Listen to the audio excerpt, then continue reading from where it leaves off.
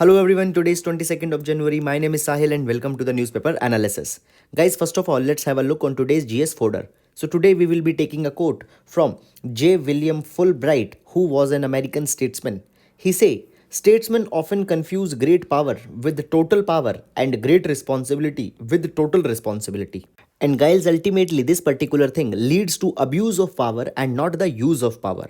Guys, when we talk about the GS paper number 4, there we have the applied ethics, and into the applied ethics, into political ethics, we need to provide this particular dimension that the great power and the great responsibility is a thing which is needed to be aspired. So, guys, that is all about the GS folder, and now we'll be taking up the newspaper analysis.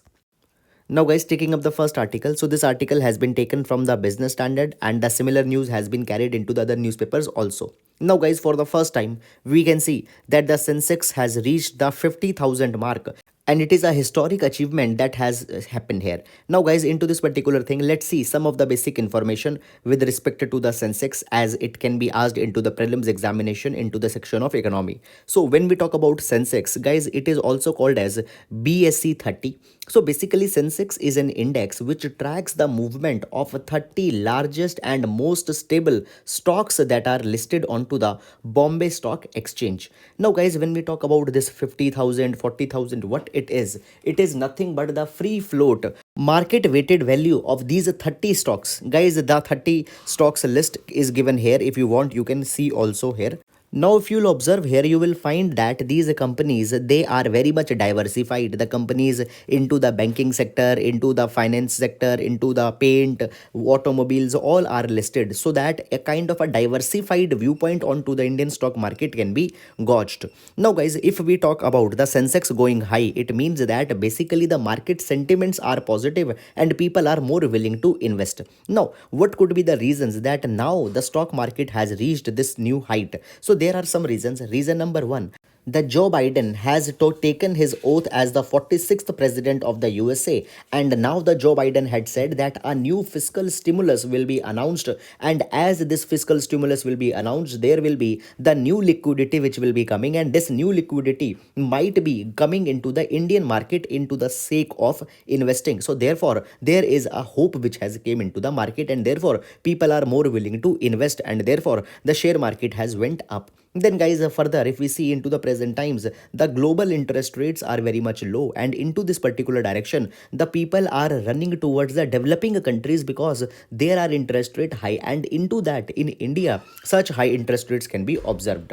Then guys, the vaccine administration is going on into the whole world, and it has turned the market sentiments positive, and therefore now people are willing to invest. And then guys, finally, this one particular reason always happens whenever there is a kind of any positivity coming. There are new people who invest money into the market as a speculation that as if it is going up, then infinitely it will be going up. So speculation money also comes, and ultimately the kind of upward movement is seen. So guys, all are the reasons into this particular directions. Guys, if a kind of an MCQ question comes, please keep all such kind of things into your mind. So that is all, and now we'll be moving to the next article.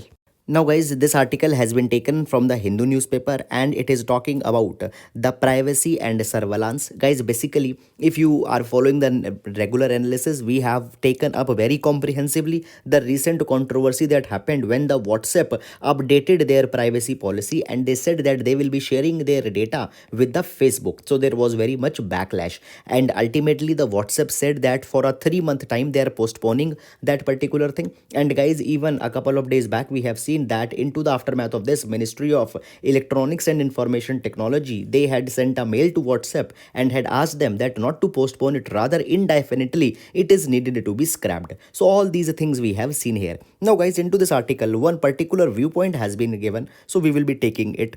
Now, if we talk about this entire controversy, guys, the WhatsApp is forgetting one thing, that in India, right to privacy has been guaranteed as a fundamental right. And when WhatsApp proposed sharing the data with the Facebook, Facebook, it was the violation of the right to privacy which was guaranteed into the Puttaswamy case in 2018. And guys, even after the Puttaswamy case, government appointed the BN Shri Krishna committee, which was composed in order to suggest that to enhance the data privacy, what are the laws that are needed to be established. And the BN Shri Krishna committee suggested that India need to make the Personal Data Protection Act, and into that particular thing, certain suggestions were given.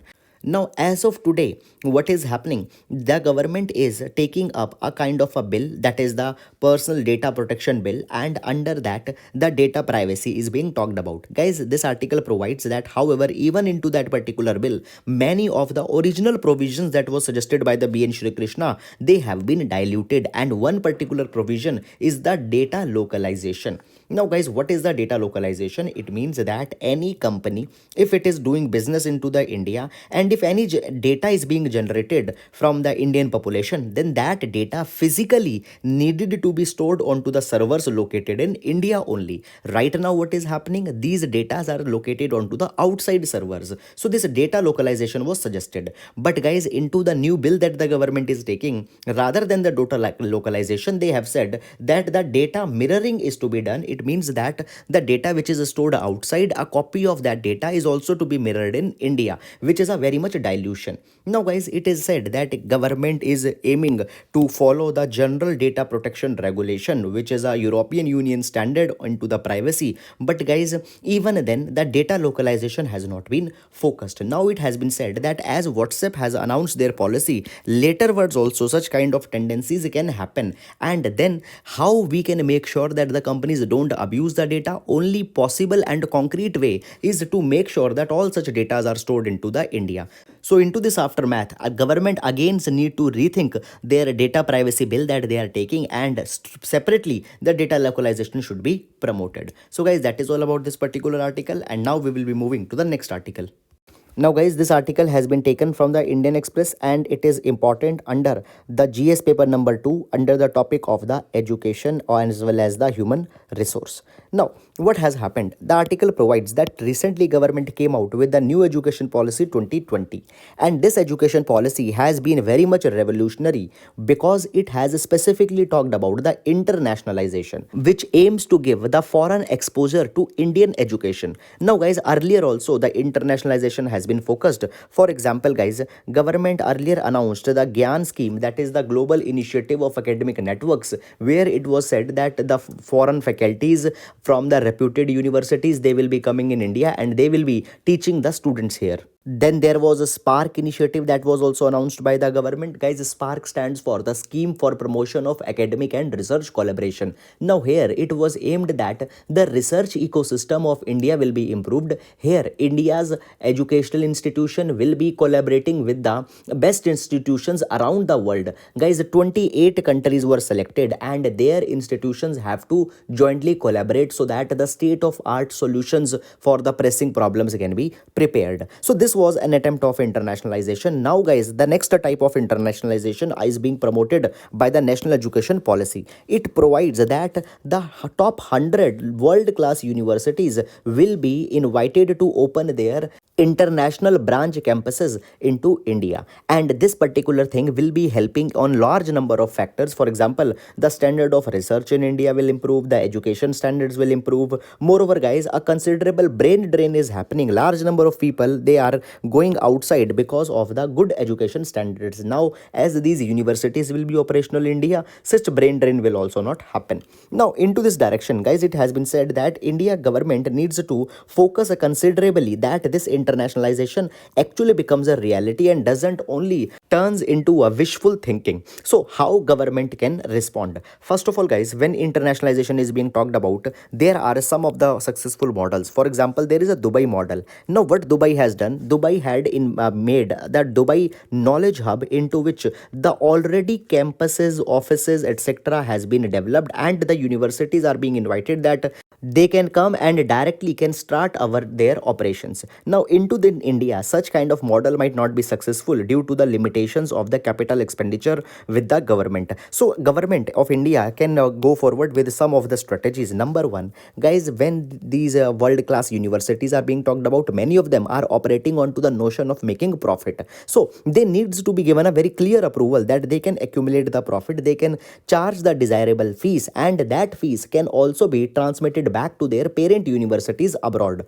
Now as of today, there is no viable model that how such transfer payments will be made. So first of all, government needs to clarify this particular aspect so that universities are more inclined to open their campuses. Then guys, the next issue that comes here, that is the question of autonomy. Now these institutions, they are running different courses, particularly the courses in humanities also they are running it. Now guys, into the India, the mindset is such that the humanities courses are not seen into a positive light. So government should not unnecessarily intrude, and whatever course they want, let them allow, and whatever type of pedagogy they want to take into that thing also, the autonomy needs to be given to them. After that guys, the internationalization cannot be successful if the foreign students are not preferring the India. So basically students are needed to be inclined so that they are preferring the Indian migration. So India needs to be seen as a mobility hub. Into this particular direction guys, India needs to work on many of the dimensions, such as we need to become more accommodating to the diverse kind of cultures. We need to give the financial support also to the for foreigner students who are coming in India. Into this particular direction guys, already in 2018, government of India started with the study in India program, where the generous scholarships were given. So into this particular directions, government can again explore the similar kind of initiatives. However, at the end of the day, we need to be more accommodative so that a kind of an image of India outside becomes more good, and India becomes a preferred destination for the mobility. So guys, these are all the things into this particular direction. I hope that you have understood it. Into the higher education, please utilize these points. So that is all, and now we will be moving to the next article. Now guys, this particular article has been taken from the Hindu newspaper, and it is talking about the recent transformation that is happening into the judiciary. Guys, this particular article will be important under your GS paper number 2, judiciary related issues. Guys, into the past few days, many a kind of charges have been made onto the judiciary, that the judiciary might not be acting into such an intellectual way as earlier it used to behave.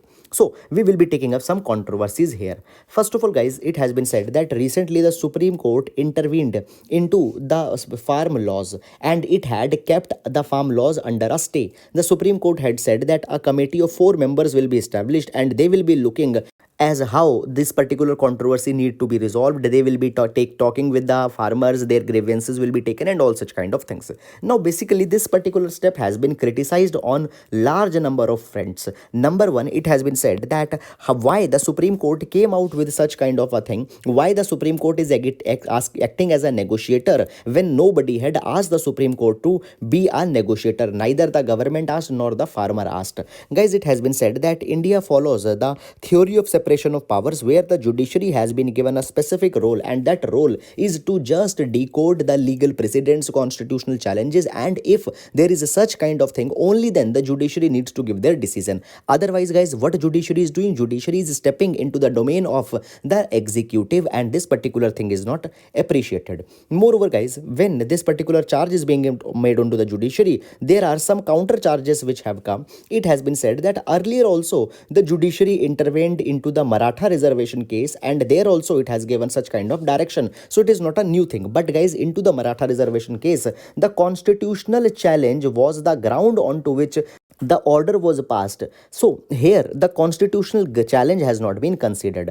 Guys, if we talk about the agricultural laws, there could have been certain charges. For example, it was said that the agriculture was into the state list, and as the center had acted onto such kind of subject, the spirit of federalism has been defeated. So therefore this is wrong, and even the BKU, that is the Bharatiya Kisan Union, has also challenged onto this particular front. Moreover guys, it was said that when the bill was being debated into the parliament, into the Rajya Sabha, a division was asked. It means that it was asked by some of the members that what needs to be recorded electronically, and not just by the show of hands, the vote is needed to be settled. But this particular thing was not allowed. And guys, Rajya Sabha rule of procedure rules are very clear onto this particular thing. It says that even one member if asked for the division vote, it needs to be given, but it was not allowed. So these are some of the challenges onto which the Supreme Court would have considered it. But these are not taken.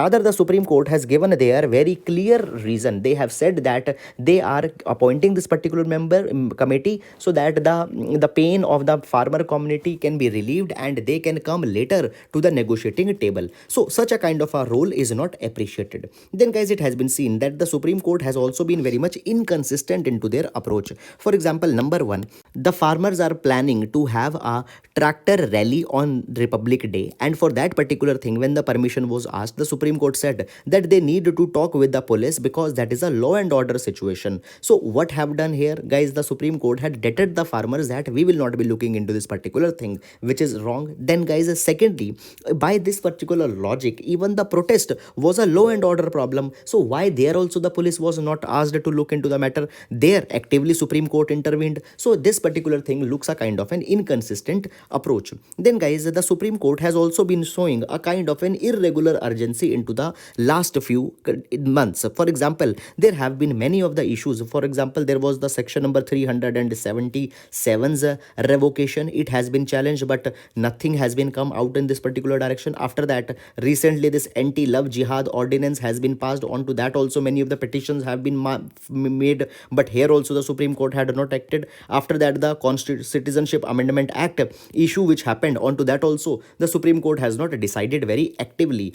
But at the same time, when the matter of this particular farm protest was there, the Supreme Court has shown very much urgency. Then guys, next question that comes is that now by this particular decision, Supreme Court has shown the judicial activism. Now first of all, it has been said that judicial activism is not entirely wrong. For example guys, particularly when we talk about the South Africa, there a provision is there into their constitution when that whenever there is will be a very important law, and on to that particular thing an impasse or a kind of a stagnation if it has come, then the judiciary can sit with the legislature and can try to find out a solution. So it is clearly a judicial activism, but constitution has sanctioned, and it is a kind of a progressive approach also. And even earlier also the judiciary acted on some of the very important issues. For example, under article number 356, the scope of the president rule, the grounds onto which it could be considered as malified, all such kind of directions have been given by the Supreme Court, and the judiciary has been appreciated. So the judicial activism is not always criticized, but today the judicial activism is being criticized because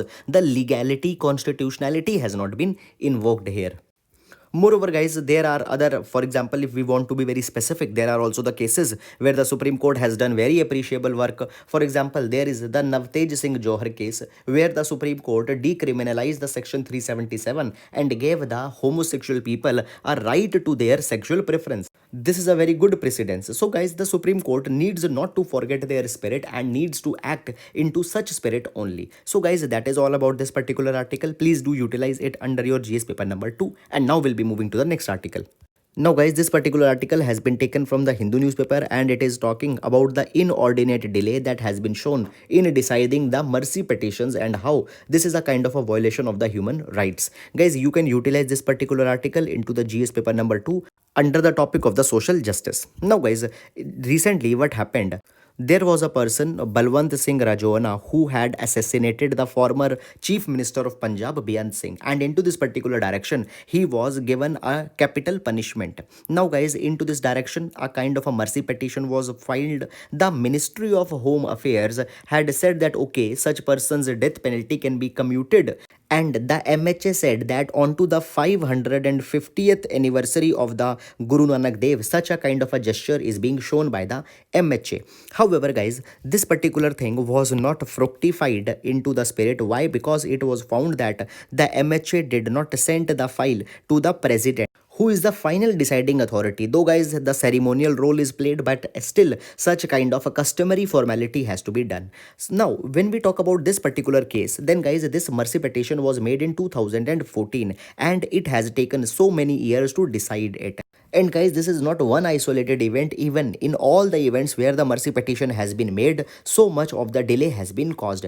Guys, into this particular direction, a kind of an argument comes that whether India should keep the capital punishment, because if the capital punishment is given under that particular thing, the due procedure of law, that is the mercy petition has been given, but guys, they are not being entertained into the true spirit. So therefore, an argument has also been made that entirely India's capital punishment needs to be removed, and And into this particular direction, even the law commission had provided in 2015 that the capital punishment needs to be abolished. And here the viewpoints have been asked from the different union territories as well as states as what they think onto the capital punishment. And even after so many of the reminders that have been sent to the UTs and states, by 2018, only 14 states and union territories had told what they actually believe. And out of that, the 12 states had explicitly rejected the proposal. They have said that the capital punishment needs to be retained.